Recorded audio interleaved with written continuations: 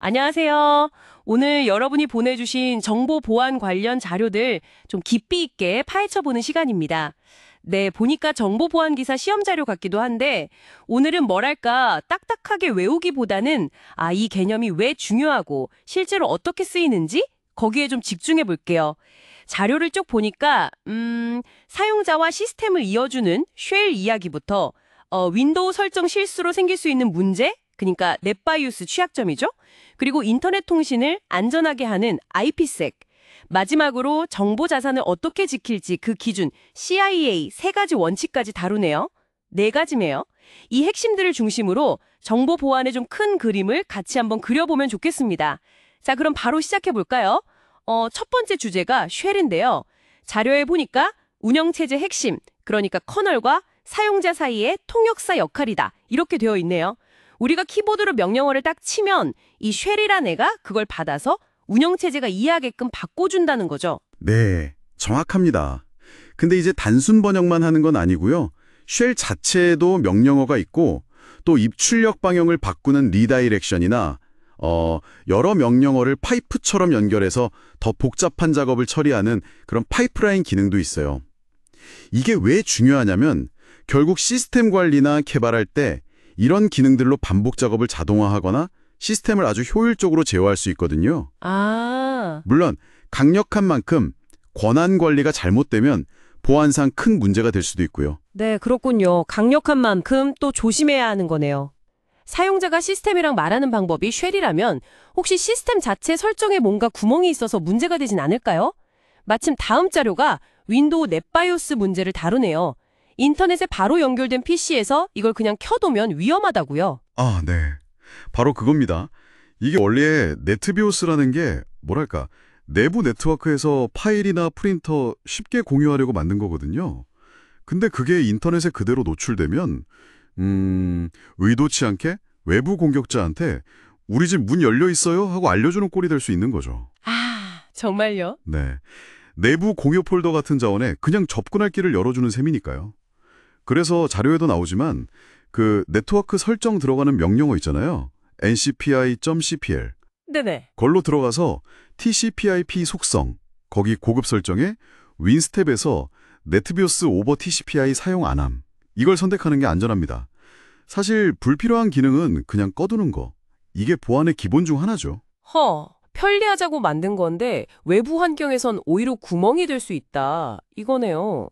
그럼 시스템 설정 점검도 중요한데 데이터를 주고받는 그 과정 자체를 안전하게 하는 것도 중요할 것 같아요. 다음 주제인 IPsek이 바로 그런 기술인 것 같은데요. IP 계층에서 보안을 제공한다. 이렇게요? 맞습니다. IPsec. 이게 인터넷 통신 구간을 암호화해서 보호하는 핵심 기술이고요. 특히 VPN, 그 가상사설망 만들 때 많이 쓰입니다. 동작 방식은 크게 두 가지예요. 전송 모드랑 터널 모드. 전송 모드, 터널 모드요. 어떻게 다른 거죠? 네. 전송 모드는 실제 데이터 내용, 그러니까 페이로드만 보호해요.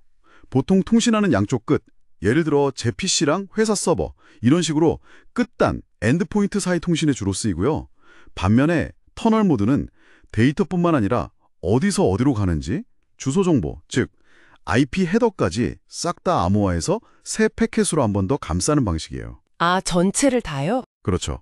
그래서 이건 주로 네트워크랑 네트워크를 연결하는 게이트웨이 간 통신이라든지 아니면 사용자 PC랑 회사 네트워크 게이트웨이 사이의 통신 같은 데 사용되죠. 뭘 보호할 거냐, 통신 환경이 어떠냐에 따라 맞는 모드를 고르는 게 중요합니다. 그럼 제가 집에서 노트북으로 회사 서버에 안전하게 붙는다면 전송 모드일 가능성이 높고 네, 그럴 수 있죠. A 회사 전체 네트워크랑 B 회사 네트워크를 안전하게 연결해야 한다? 이러면 터널 모드를 쓰겠네요. 이해가 좀 되네요. 네, 정확히 보셨습니다. 상황에 맞게 보호 수준을 정하는 거죠. 자, 지금까지는 개별 기술들을 봤는데 이제 마지막 자료는 이런 보안 활동들이 결국 뭘 위한 거냐, 그 기준을 이야기하고 있어요. 정보 자산을 평가하고 지킬 때 가장 중요하게 봐야 할 세 가지. 바로 기밀성, 무결성, 가용성입니다. 네, CIA 세 글자로 많이 부르죠. 기밀성, 무결성, 가용성. 각각 좀 더 설명해 주실 수 있을까요? 네, 정보 보안의 3대 원칙이라고도 하는데요. 기밀성, confidentiality는 말 그대로 비밀 지키기예요. 허락된 사람만 정보에 접근할 수 있게 하는 거. 정보 유출 막는 거죠. 무결성, 인테그리티는 정보가 중간에 바뀌거나 삭제되지 않고 처음 그대로 정확하고 완전한 상태를 유지하는 걸 말합니다. 데이터 신뢰도랑 관련이 깊고요. 마지막으로 가용성, availability는 권한 있는 사용자가 원할 때 언제든 정보나 서비스에 접근해서 사용할 수 있게 보장하는 겁니다. 서비스가 끊기지 않아야 한다는 거죠. 아, 기밀성, 무결성, 가용성. 앞에서 얘기했던 그 넷바이오스 문제를 다시 생각해 보시면 좋아요. 넷바이오스가 열려 있어서 외부인이 내 컴퓨터 파일에 접근해서 몰래 본다. 이건 기밀성 침해죠. 그렇죠. 만약 그 사람이 파일을 막 수정해버렸다. 그럼 무결성이 깨진 거고요. 만약 공격 때문에 시스템이 멈춰서 내가 파일을 못 쓴다. 그건 가용성 문제가 되는 거고요. 와. 이렇게 보면 간단한 설정 하나도 이 CIA 원칙에 다 영향을 줄 수 있습니다. 그래서 어떤 자산을 지킬 때는 이 세 가지를 균형 있게 봐야 하고 또 자산의 특성에 따라 어디에 더 중점을 둘지 결정하는 게 아주 중요해요. 와, 오늘 실부터 시작해서 네트바이오스 설정 문제, IPsec 통신 보안, 그리고 이 CIA 원칙까지 짧은 시간인데 정말 정보 보안의 핵심 뼈대를 쭉 훑어본 느낌입니다. 네, 뭔가 개별 기술들이 따로 노는 게 아니라 서로 연결되어 있고 또 이런 큰 원칙 아래에서 관리되어야 하는구나 하는 게 좀 더 분명해진 것 같아요. 네, 맞습니다. 오늘 이야기 나눈 이 개념들이 뭐랄까 여러분이 시스템이나 네트워크를 보실 때 그냥 기능만 보는 게 아니라 아, 이건 안전한가 하는 관점을 더하는데 조금이나마 도움이 되었으면 좋겠습니다. 사실 기술 그 자체보다 이게 왜 필요하고 어떻게 서로 영향을 주는지 이해하는 게 더 중요하니까요. 네, 정말 그렇네요. 오늘 저희가 나눈 이야기들을 바탕으로 여러분도 지금 쓰고 계신 스마트폰, 노트북, 아니면 집에 있는 와이파이 공유기 같은 것들 한번 떠올려 보시면 어떨까요? 예를 들어서 집 공유기 관리자 페이지에 한번 들어가 보셔서 혹시 나도 모르게 불필요하게 열려있는 설정은 없는지, 어쩌면 넷바이오스 같은 기능이 켜져 있지는 않은지 그런 거 한번 살펴보는 것도 바로 실천할 수 있는 좋은 보안 점검이 될 것 같습니다. 네, 그럼 오늘 이야기는 여기서 마무리하겠습니다. 다음에 또 흥미로운 분석으로 찾아뵙겠습니다.